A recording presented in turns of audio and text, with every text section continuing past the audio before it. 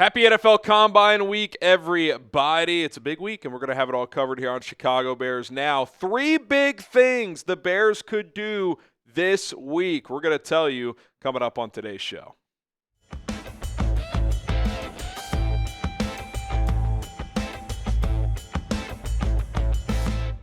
Are some big decisions coming for Ben Johnson, Ryan Poles, and the Chicago Bears? And I say yes, and I think this week is a big week for some of those decisions. So we'll dive into some things that could go down this week when it comes to the Bears roster. And why is this a big week for not only the Bears, but for all 32 NFL teams? Well, obviously they get to meet and interview these NFL draft prospects. They get to watch them do drills, and all of that is very important.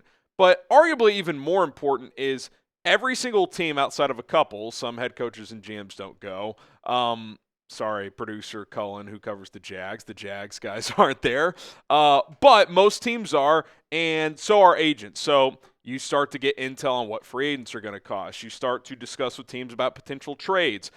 Your own free agents meet with their agents. So it's a big week for all of those reasons, and it's a week where a lot of these teams start to kind of check some boxes in terms of what they want to do with their football team for 2026. All right, we'll discuss 3 big things the Bears could do this week, but I got a deal for you guys. How about this? If you subscribe to the channel, you get free Bears content every single day, all year long. And yeah, there's a benefit for me. We get to grow our subscribers, and I get to crank up and do even more content, which is another benefit of yours. So you subscribe, I benefit, you benefit. Sound like a good deal? We would greatly appreciate it. All right, big moves this week. How about re-signing Kevin Byard? We know that Byard and the Bears have mutual interest. That was expressed from both parties at the end of the year. Byard has discussed it a couple of times, talking about, hey, this is a win-now team. It was a special year. He got the quarterback and head coach in place. That's hard to find. Ryan Poles, the only internal free agent he named at the end-of-season press conference, was Kevin Byard as someone that he would like to get a deal done with. And why wouldn't he? He's a veteran. He's a leader, team captain, but also had a great year. One of the better statistical seasons of his career, and he's still a very good player. Now, he's going to be 33 years old, so he's a little older. He's not an all, one of the best safeties in the league. I say he's not an all-pro. He was an all-pro this year, but, there's a few guys better than him, but he's still very, very good. And on top of all that, which we've discussed, you have 0 safeties under contract. So a guy that wants to be here, a guy that you want here, a guy that's still playing at a high level, it would make sense to try and get a deal done with that player. So obviously the next question is, well, what does a contract look like? Well, Pro Football Focus, The Athletic, they have both put out contract projections for several free agents. PFF says 2 years, $18 million. I think they had 13 guaranteed as well. So $9 million per year. I think that's probably a reasonable number. And then The Athletic, 2 for 25. They didn't mention guarantees. 12.5 per year. That's a little steep for me. I don't think I'm going north of $10 million per year. Structure dependent, depending on the guarantees, I might do like 2 for 20. But 2 for 25, 12.5 a year, that's a lot for a 33-year-old safety. Like, is Kevin Byard next year going to be even as good as he was this year when he had 7 interceptions? He probably won't be that productive. Now, that doesn't mean he can't still have a very good year and have 3 or 4 interceptions and be good in run support and a good leader and still a valuable asset to this team. But if I'm betting on if he's going to be an all-pro again, you'd probably bet against that given his age. So I'm not going to break the bank for him. Again, 1 to 2 years, $8 to $10 million per year on an average annual, with really only 1 plus change years guaranteed. That's kind of what I'm looking at. If he wants $13 million per year, I say let him test the market and see what that looks like. So what about Jaquan Brisker? Because I know fans are still intrigued about Brisker, who's hitting free agency for the first time.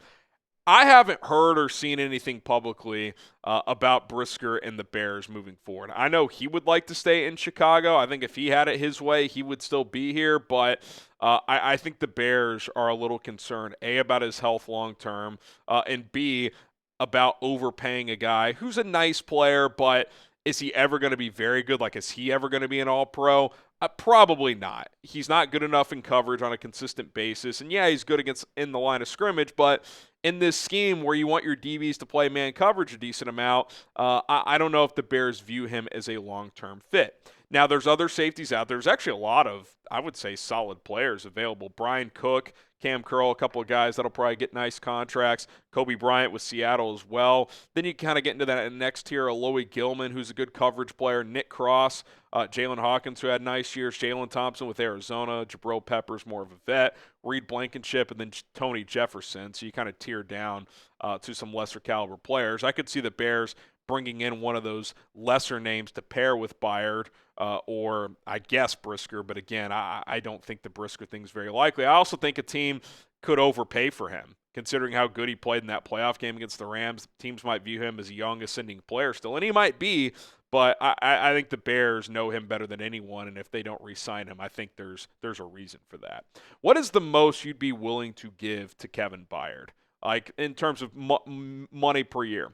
I think I'm probably capping at 10. Ideally, he signed 2 for 15 2 years ago. I would love a deal similar to that. 2 for 15. I'll go 2 for 18, $9 million per year, but you got a lot of needs to address. I get you need safeties, but I'm not paying a 33-year-old safety $12, $13 million per year unless you can really manage the cap hit. Okay, another big move that has been discussed since the offseason began is cutting Tremaine Edmunds. Is that going to happen this week? It certainly could. As of now, it has not happened. The only player the Bears have released up to this point is fellow linebacker and special teamer Eamon Ogbongbemiga. That happened last week. But as of now, no decision has been made on Tremaine Edmunds, at least none that we know of. We'll discuss the latest there and why I think the Bears could wait a little bit longer on Tremaine after we tell you about our awesome sponsor. That is Ethos. Life insurance is not a fun topic to talk about, but it's important, especially if you're like me and you have a wife, you have a child, you have a family to think about. Thinking about their livelihoods made it easier to discuss life insurance, and I'm so glad I found Ethos as my life insurance provider. I carry a lot of responsibility in my household. If something happens to me, there's real consequences like mortgage payments, tuition, everyday bills that don't just disappear. Life can throw you curveballs, and it's best that you stay prepared. With Ethos, you can get life insurance in as little as 10 minutes. They have no medical exams, just a few easy health questions online. You can get same-day coverage without ever leaving your house. You can get up to $3 million in coverage, and some policies are as low as $30 per month with Ethos. Ethos makes getting life insurance fast and easy, 100% online, so what are you waiting for? Help your family with life insurance through Ethos. Get your instant free quote at ethos.com/NFL Daily. That is ethos.com/NFL Daily. Application times and rates may vary. That link will be in the description and comments of this video. So when you look at the financials of Tremaine Edmunds, which we've outlined frequently on this show, his cap hit right now, $17.4 million for next year. That's an untenable number. We all agree on that. That's just a massive overpay for what he provides. And you save $15 million by cutting him. So on the surface, that's a pretty easy call, right? Now, if he took a pay cut and cut his salary in half or his cap hit in half, you can discuss all of these scenarios. How about this as a theory? Tremaine Edmunds is still fairly young. He is a big name. He's still a solid player. And there's a lot of linebacker-needy teams, and there's a lot of teams that have a decent amount of cap space. So is there a team out there that would do a late-round pick or a pick swap or take on Tremaine Edmunds in some sort of other trade and then extend him to lower his cap hit for next season? Perhaps, and the Bears might say, hey, let's play this week out in Indy. Let's hear what teams think about Tremaine. Maybe some team would do a pick swap, or I don't know, we'll talk about Maxx Crosby in a minute. Maybe the Raiders would want to take back Tremaine Edmunds if they feel like they need a linebacker and they can figure out his contract. And if this week comes and goes and you get closer to free agency, which I think the Bears could wait for, and nothing comes to fruition, well, then you just cut him then. Like, you don't have to cut him right now. Historically, the Bears have cut guys around this time or right before the Combine like they did with Eamon O last week.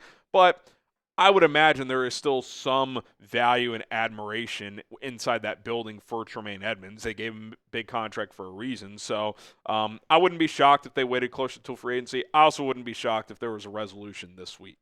Okay, that brings us to the last thing. Could the Bears trade for a defensive player, a star defender at the NFL Combine? Again, all these teams are there. GMs communicate. When Ryan Poles traded the number one pick, a lot of the legwork was done in Indianapolis, talking to several different teams. And so let's get to the latest on Maxx Crosby.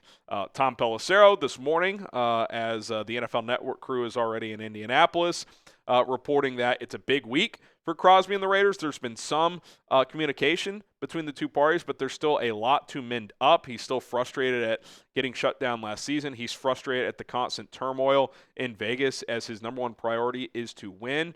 And, I've argued that it would make sense for both sides, the Raiders and Maxx, to break. If you're the Raiders, his value's not going up moving forward, right? I mean, he's going to be 29 years old. He just had surgery. Like, you're probably not going to get better return for him a year or two down the road. And unless you think you can contend at a high level within a year or two when he's still in his prime, why not trade him, lean into Fernando Mendoza in the offense, and rebuild this thing?